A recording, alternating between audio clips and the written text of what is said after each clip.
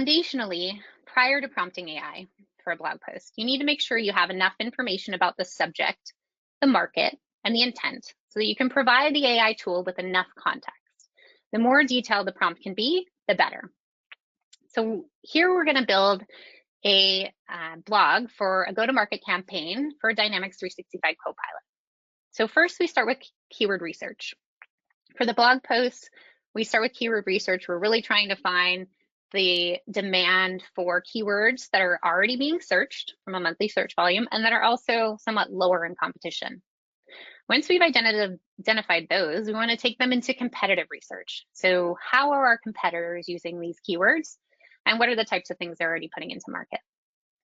Finally, we want to then look at search intent. So actually typing those keywords into a search engine, seeing what people are also asking for, and taking that search intent into our preparation. And the most critical piece of this is making sure that you bring in content that sounds and is reflective of your brand. So bringing in your best performing blog post into the prompt, it helps keep in line with upskilling AI to the content that you're trying to generate. That takes us to step 2, the art of the perfect prompt. And here we want to talk to Pat to get our perfect prompt together. This includes the following. First, you really need to define your topic. So in this case, let's say we define our topic as, can Copilot for Dynamics 365 sales evolve your sales engine? Then we need to define the very specific audience we want to talk to. Again, Copilot for Dynamics 365 sales, we'd be talking to mid-market enterprise sales executives, CROs, VP of sales. Then we get into the L, the length. How long are your typical blog posts? We want to define that. So usually we're putting something in here is at least 1,500 words. Of course, integrating your keywords that you found for having high volume and low competition. And then the points, the main points. This is really the critical differentiator between you and the competition using AI. These points should come in from your research. They should come in from your practice leads. And they should focus on how you want to educate your client moving forward.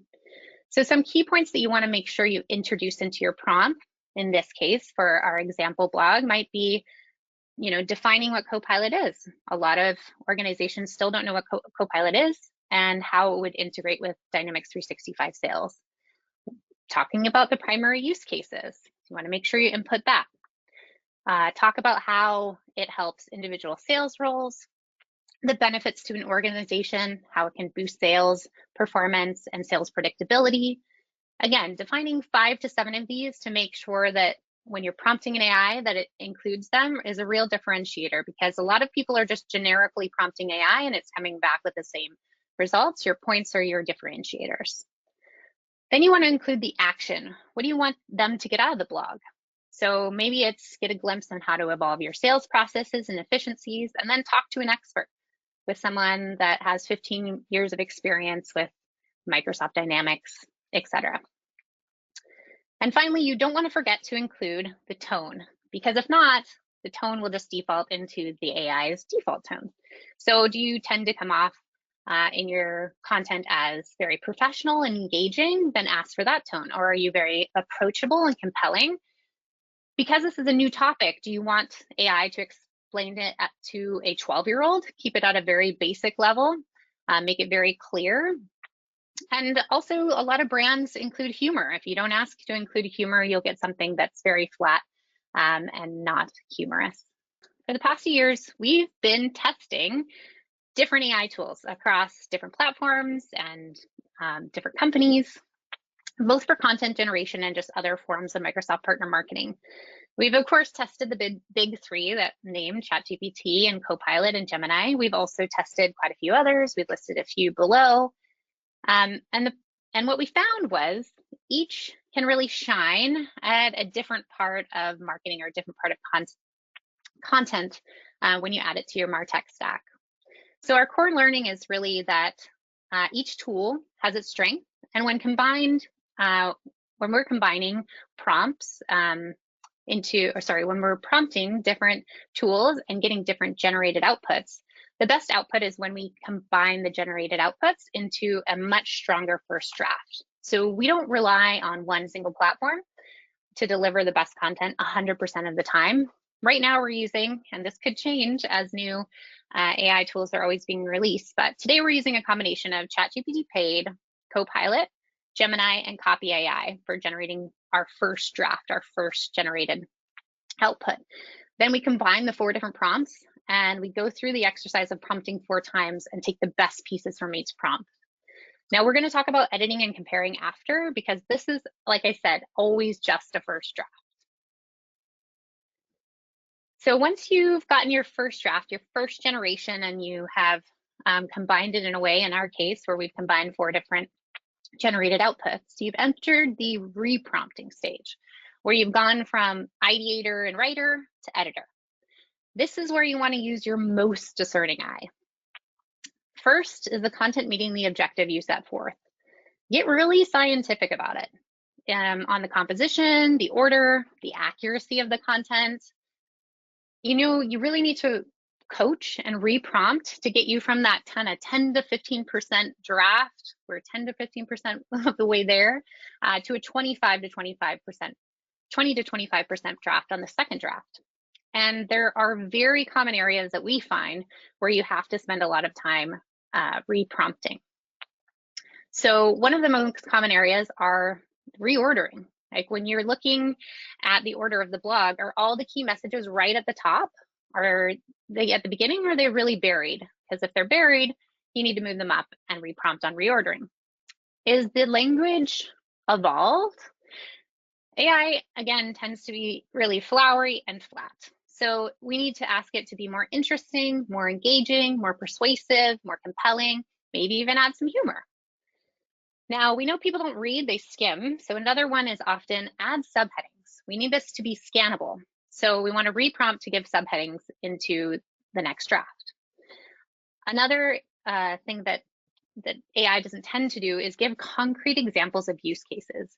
And when you ask for those concrete examples, make sure that example is relevant. It isn't always relevant.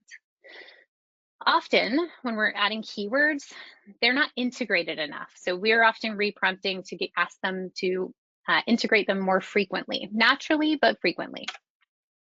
And then you have to go back and look at the things that were in your original prompt, your talk to Pat. We will go back in and prompt for audience tailoring, so better tailoring to the audience you've identified. That's often something that isn't done as well on the first prompt. And then we look at expanding content.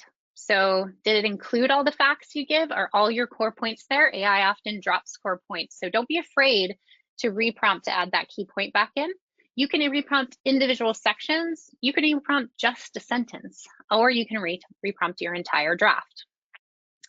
One thing that we always reprompt is removal of typical AI language. So we see those traps in today's digital world, in the transformational journey, in the rapidly evolving tech space. You want to be able to get that clutter out. It's not defining anything or giving context for you.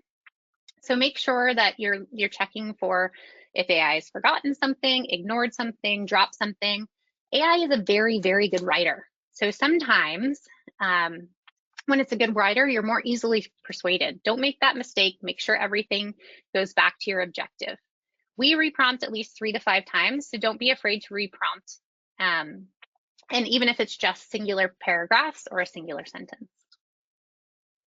Now in step 4, we talk about fact checking. Focusing on the big 3 tools, which is best at fact checking? You want to make sure that you're accurately representing your brand and its integrity. So always fact check. So ChatGPT, its opinion on fact checking is often, you can't handle the truth. That's its approach to citing sources. Often when you'll ask for citations, sometimes it'll give it to you, but most of the time it'll just tell you this information is readily available on the internet. For Copilot, Microsoft Copilot is all we want are the facts, ma'am. They always provide sources, are always citing the sources, which is very helpful. The thing to pay attention to here, though, is even though we're getting citations and sources, make sure those sources are credible and make sure they're not outdated, especially in tech. If you're citing something that's a few years old, it could no longer be relevant or no longer be accurate. And finally, Gemini, its approach to citations and facts are, Houston, we have a problem. Gemini claims for marketing purposes, it doesn't have specific sources, but it provides an underline that says when something doesn't have a fact check against it. So in our opinion, we often will put the draft back into Copilot and ask for citations, as that happens to give us the best citations, but no, don't leave it up to Copilot to do your only fact checking. You also need to fact check yourself. Which takes us into detect and destroy. So beyond fact checking, you want to ensure that AI isn't just lifting content from another website word for word or similarly. The fact of the matter is you don't want to put out the same content as your competitors. And the truth is AI repeats itself a lot, especially as adoption is growing. So too often AI spits out the same content to similar questions. Luckily, you're here to master how to use AI so you don't fall into the regular traps and pitfalls. Now, we've tested a variety of detection tools, and we haven't come up with one that we would recommend over the other. So recommend that you look at a few, see which one works best for you and is most consistent for your use case, and then always put your drafts into there to detect for plagiarism. There's another means of a manual check that we do, and that's often to take a section of your AI generated content and paste it into a search engine. If much of the content looks the same as something else that comes up in the search results, chances are it's plagiarized. So remember, you're now the editor. If you find AI generated content is too similar to what you're finding online, reprompt it to ask for the language to be more original. Now we're into step 6. And as you can see, you may have come into this thinking that being able to generate content with AI was a quick and simple solution. But the fact of the matter is there's quite a bit more work on the editing side and quite a bit more work on the brand integrity side. So I don't know if you've ever experienced this using AI, but sometimes it takes the tone of like a surfer dude or a Silicon Valley employee.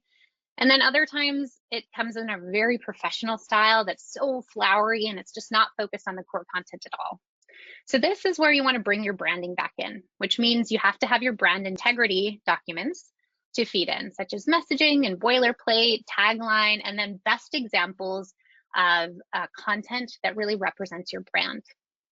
The good news is the big three have actually started to create memory of this information. So ChatGPT introduced memory in the paid version in April, and this memory feature is available now, and it sometimes will update its memory on its own. So when you prompt it again, it'll ask if it's referring back to this, and other times you will have the opportunity to save it as a memory and then call it back up as you're bringing it into your next content piece.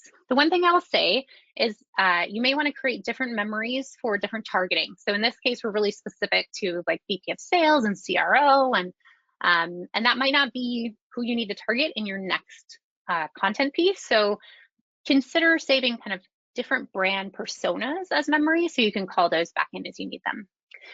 Now, Copilot is going to, or Microsoft is going to be introducing Windows Recall. So it's not exactly like memory. Anyone with a PC will be able to recall what has been done or seen on the PC. Of course, there's a whole bunch of privacy concerns around that, so you'll be able to filter that out with your settings, but that's a similar idea of being able to recall something like this. And then Google's AI assistant, which is yet to be released, Astra, will be able to see and converse about what's shown on your screen, what's shared with her.